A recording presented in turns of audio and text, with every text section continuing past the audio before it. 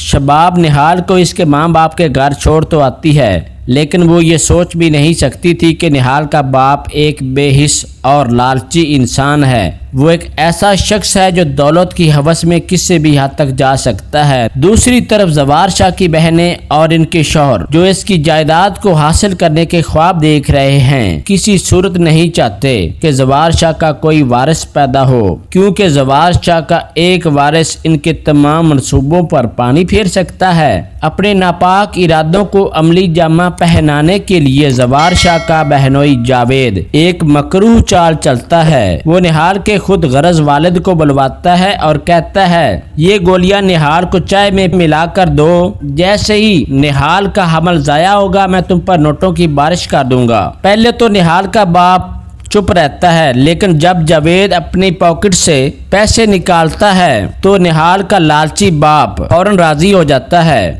اس کے بعد وہ گولیاں چائے میں ملا کر نہال کو پلانے کی کوشش کرتا ہے، لیکن جیسے ہی نہال چائے پینے لگتی ہے اسے قے آ جاتی ہے اور وہ چائے چھوڑ دیتی ہے، گویا خدا نے عین وقت پر نہال کو بچا لیا۔ اسی لمحے شباب بھی اچانک نہال کے گھر آ جاتی ہے اور نہال کے باپ کا سارا پردہ فاش ہو جاتا ہے۔ نہال کو بھی پتہ چل جاتا ہے اور شباب کو بھی کہ اس کے اپنے باپ نے ہی صرف پیسوں کی خاطر اس کے بچے کو مارنے کی کوشش کی تھی۔ شباب فوراً زوار شاہ کو اطلاع دیتی ہے۔ زوار شاہ تیش میں آ کر نہال کے گھر پہنچ جاتا ہے اور نہال کے باپ کو دو ٹوک انداز میں دھمکی دیتا ہے، اگر میرے بچے یا اس کی ماں کو کچھ ہوا تو میں تمہیں اپنے ہاتھوں سے خود پھانسی دوں گا۔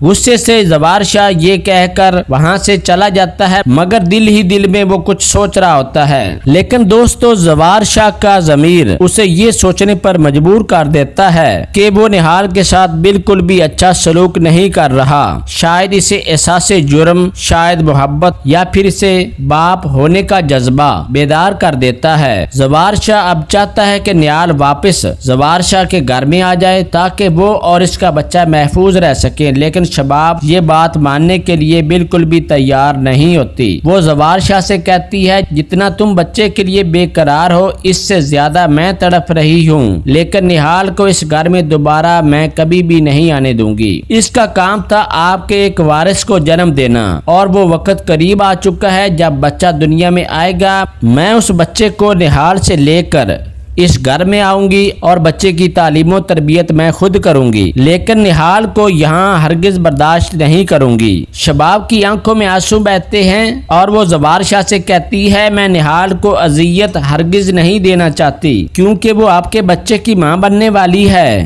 لیکن اب میں دوبارہ نہال کو آپ کے گھر میں اور آپ کی زندگی میں کبھی بھی قبول نہیں کر سکتی۔ یہ سن کر زوار شاہ شباب کو جواب دیتا ہے، شباب میری بات سنو، نہال تمہاری برابری کبھی بھی نہیں کر سکتی۔ جو میں نے مقام تمہیں دیا ہے وہ مقام وہ کبھی بھی نہیں حاصل کر سکے گی، لیکن سوال یہ ہے کہ نہال کے ساتھ ہونے والے سلوک کا حساب کون لے گا؟ کیا نہال کو انصاف ملے گا؟ کیا زوار شاہ اپنے جذبات اور ذمہ داری کو نبھائے گا؟ آپ کی اس بارے میں کیا رائے ہے؟ اپنی رائے کا اظہار کمنٹ سیکشن میں ضرور دیجیے گا۔ اور دوستو، اگر آپ کو میری آج کی یہ ویڈیو اچھی لگی ہو تو اسے لائک اور میرے چینل کو سبسکرائب کرنا مت بھولیے گا تاکہ میری ہر آنے والی ویڈیوز آپ کو بر وقت ملتی رہیں۔ اپنا خیال رکھیے گا، ملتے ہیں اگلی ویڈیو میں، تب تک کے لیے اللہ نگہبان۔